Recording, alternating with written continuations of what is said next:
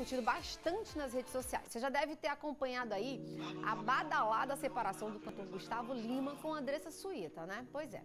O casal aí já tem 2 filhos, anunciou o término na última sexta-feira aí do relacionamento, mas não revelou os motivos.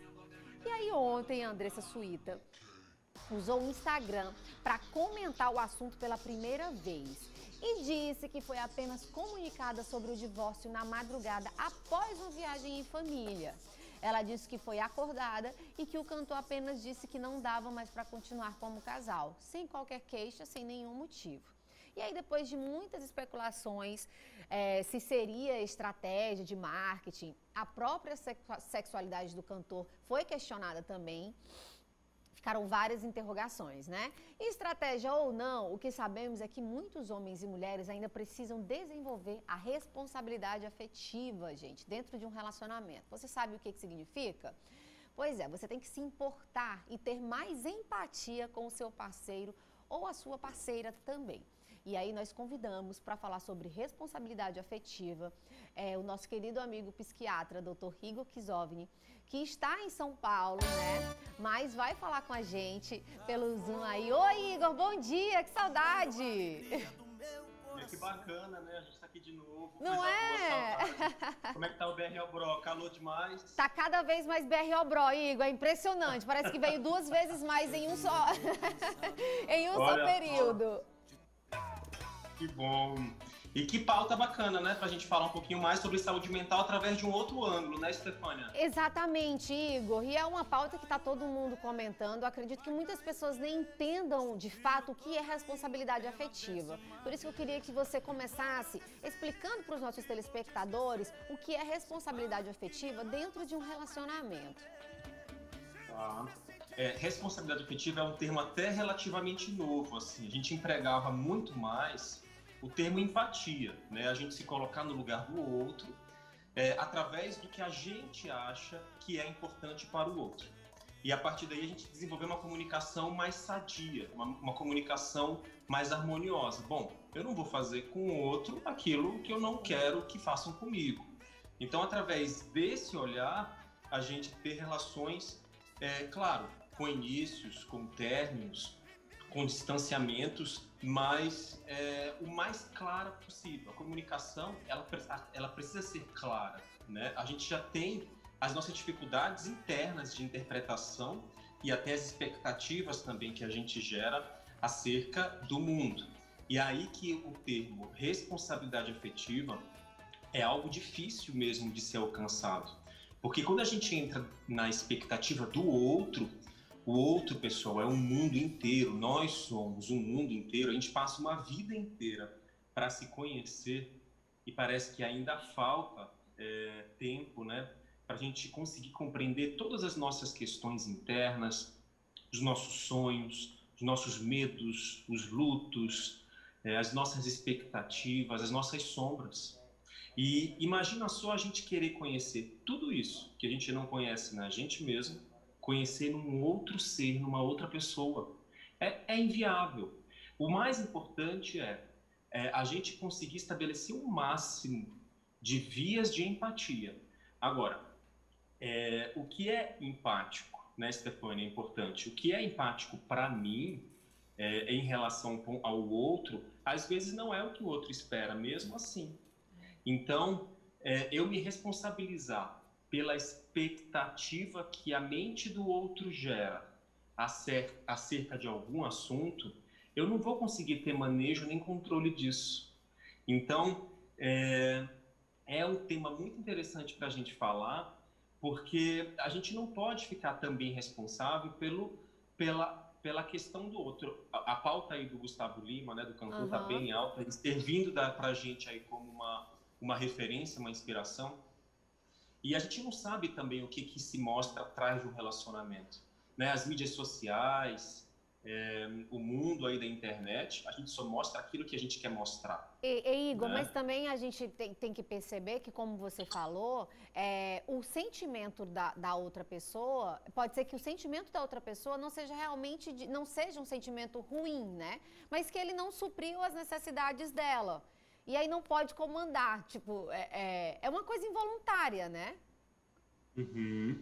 É para que um relacionamento quebre, para que um relacionamento se finalize, no fundo só precisa com que uma das partes não queira mais, né? Quando um relacionamento, por exemplo, dentro de uma empresa, onde o líder, o chefe, ele não sente mais que aquele funcionário, que aquele membro, aquele colaborador que fazia parte da equipe, não vai mais fazer parte da equipe, essa é uma decisão que foi estabelecida, né? Então, a gente também precisa ter, sim, claro, empatia pelo outro, trabalhar cada vez mais esse lado empático, mas, por outro lado, também perceber que a vida é feita de momentos difíceis e momentos totalmente diferentes daqueles que a gente visualizou para a gente.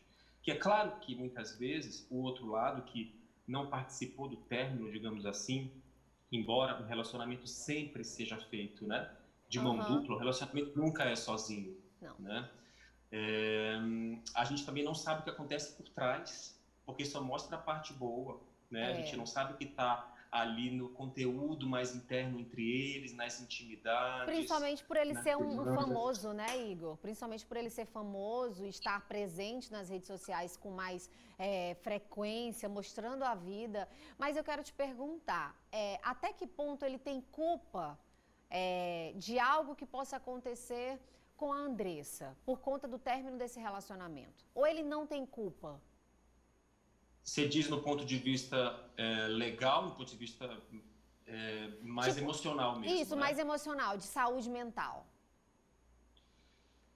Seria estranho também julgar apenas por esse momento. Aham. Ela passou muito mais tempo em relacionamento com ele do que fora de um relacionamento agora, né? Ela está há pouco tempo fora dele. Então, basear também a ação de uma pessoa através de uma única, de um único momento, a gente cai num equívoco também. Não é falar que ele é um santo. Eu também não sei se ele é santo ou se ela é santa. A gente não está aqui para santificar e beatificar ninguém, né? Aham. Mas seria da mesma forma se ela tivesse, por exemplo, cometido algum deslize no casamento, tivesse quebrado alguma regra que eles tinham, né, algum acordo que eles tinham. A gente também não poderia julgar toda a essência, a personalidade dela, a vida dela, por conta de um momento que ela sofreu ali um equívoco, né, sofreu ali, ou teve uma ação ali mais não esperada pelo casal. Então, eu acho que é importante a gente entrar nessas questões. Claro que a gente está falando aqui de um famoso, mas essa questão social não é muito diferente dos nossos amigos, da nossa família, quando a gente acha que tem certeza que sabe da vida do outro. A gente está olhando só um ângulo, a gente não está olhando todas as fatias. Imagina só uma grande pizza, e aí eu pego um pedaço dessa pizza, o pedaço que eu peguei é de mussarela. E aí eu afirmo para você, Stefania, essa pizza inteira é de mussarela. Eu não sei se eu não vi. Eu só provei uma fatia dela, a qual é de mussarela. Agora você pode pegar um outro lado, um outro terço dessa pizza e ser uma pizza de calabresa. E aí, quem está falando mais a verdade?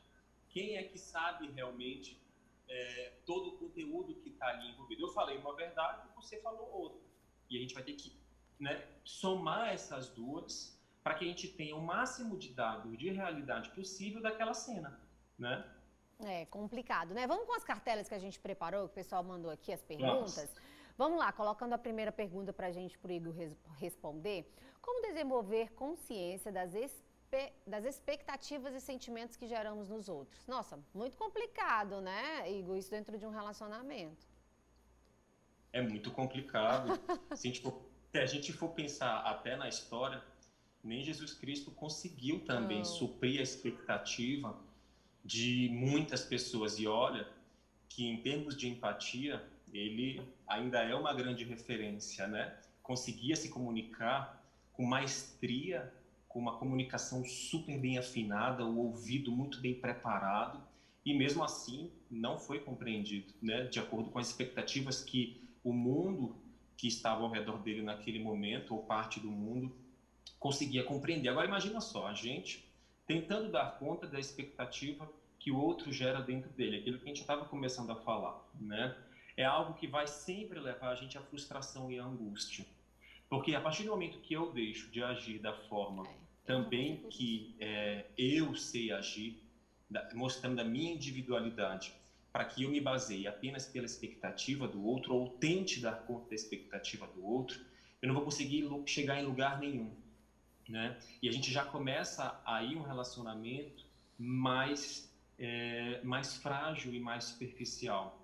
Porque imagina só, nossa mente, você sabe disso, ela bombardeia pensamento o tempo inteiro, ela imagina várias situações e é um campo livre, totalmente livre para a imaginação. Então você imagina, se eu tento dar conta de uma expectativa, de repente a mente da outra pessoa já está a 1.000 quilômetros daquele ponto que a gente conversou anteriormente. Não é viável, a gente vai viver com uma sensação de enxugar gelo. Sempre na insatisfação, faltando algo, e a gente tentando preencher esse algo com o que a gente acha que o outro espera, e a gente não vai conseguir chegar em canto nenhum. Até porque o que o outro espera também precisa ser sinalizado. Isso é muito importante. E às vezes isso não acontece, né, Igor? E às vezes não acontece. Por exemplo, se eu estou muito cansado, e aí eu não falo para minha parceira, para o meu parceiro, se eu estou cansado ou não. O outro não vai adivinhar que eu estou cansado. Se você não falar. Eu tenho que sinalizar, olha, eu estou cansado. É minha responsabilidade falar o que eu sinto e o que eu espero. Eu não posso esperar que o outro adivinhe, né? Isso ele pode também já ter vindo, tá trabalhando isso, esse término de já não querer mais estar no relacionamento, e só nesse momento ele conseguiu externar, né? Ele também poderia estar passando por um processo uma dificuldade de externar o sentimento, e aí foi nesse exato momento, né? Eu sei que magoa, que machuca, mas a gente não pode controlar o sentimento de não gostar, né? Isso é complicado. Exato. E às vezes vai além, né, Estefânia, de uma questão de não gostar, porque ele tem uma família instalada, ele instalou uma família, uma dinâmica, e provavelmente foi parte do sonho dele, né? O homem, ele tem um funcionamento também emocional diferente do funcionamento feminino. Isso é muito interessante da gente falar, porque o homem, normalmente, quando ele chega, quando ele chega em uma decisão, ele já remoeu aquilo por dentro dele por muito tempo.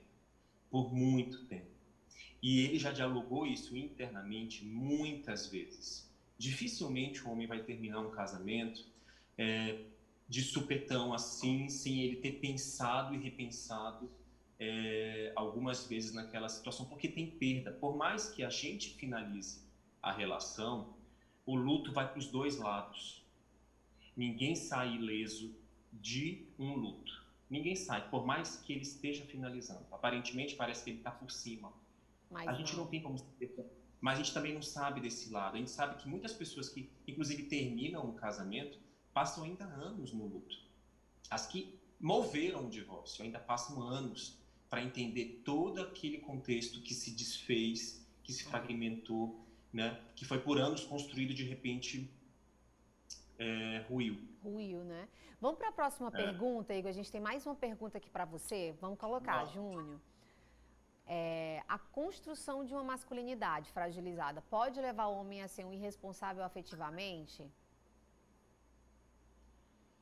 Vai mais ou menos naquela linha que eu estava comentando.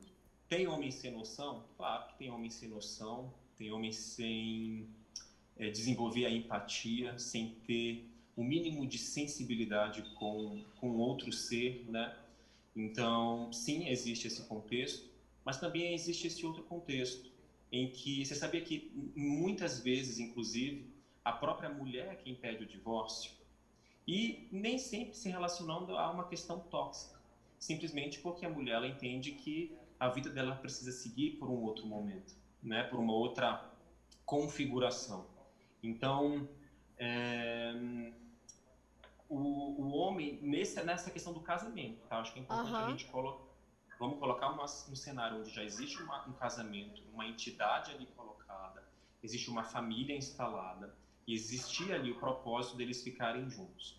A partir do momento que ele sinaliza que ele não quer mais ou que ela não quer mais, é uma questão difícil de ser manejada, mas infelizmente a gente não tem como seguir por outro lado, né? Ele deve ter encontrado dentro da percepção dele ainda a melhor forma de comunicar isso para ela. Entende? Porque no fundo o que a gente quer é que o outro aceite. No fundo o que a gente quer, a partir do momento que eu quero finalizar algo, eu quero que o outro aceite. E para muita coisa, Stefano, isso é curioso, para muita coisa não tem tanta explicação assim. Imagina só, se eu vou demitir uma colaboradora minha hoje, ou um colaborador, e aí eu já defini que aquela pessoa não faz mais parte da minha equipe. Por mais que eu tente explicar por que ela não faz mais parte, agradecer por todo o tempo que a gente passou junto, toda a colaboração dela na minha equipe, por mais que eu mostre tudo isso, a satisfação por termos ficado junto por um tempo, mas que a partir de agora a gente vai por outros caminhos, não significa que o outro vai entender. E na maioria das vezes não entende. Na maioria das vezes o outro vai falar assim, mas por que eu fui Sempre fica, eu demitido? já ia falar isso pra você, né, Igor? Sempre fica o porquê. Mas por quê?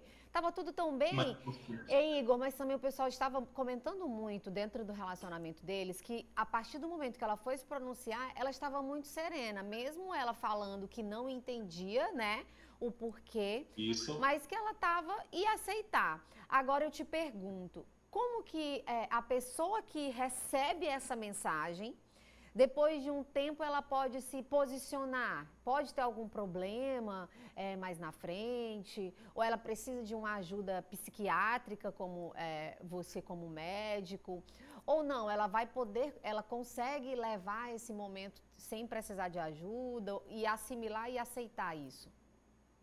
Isso vai depender muito se esse luto ele vai se instalar em outras situações.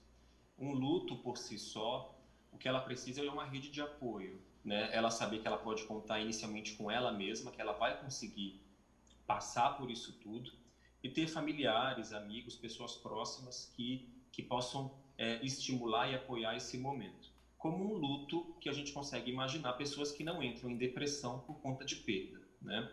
Agora, se ela não conseguir resolver isso internamente e aí começar a se instalar sinais de depressão, ou seja, pelo menos 3 meses depois de um luto, de uma quebra, de uma cisão de algo, ela começar a ter todos aqueles sintomas clássicos de depressão, uma desesperança muito grande, um medo muito grande, uma insônia muito instalada, uma compulsão por alguma coisa que ela não consiga realmente ter o controle, choro muito constante, perda do apetite. Então, se isso começa a se avançar por meses, né, aí ela precisa ter um olhar aí mais clínico, mais médico também e até de psicoterapia, né? A psicoterapia, na verdade, ela pode começar antes desse processo, para elaborar o próprio luto, para que ela tire as melhores conclusões do luto. Terapia não é Aham. mal para ninguém e, na verdade, é uma questão contínua, porque a vida está sempre mostrando para a gente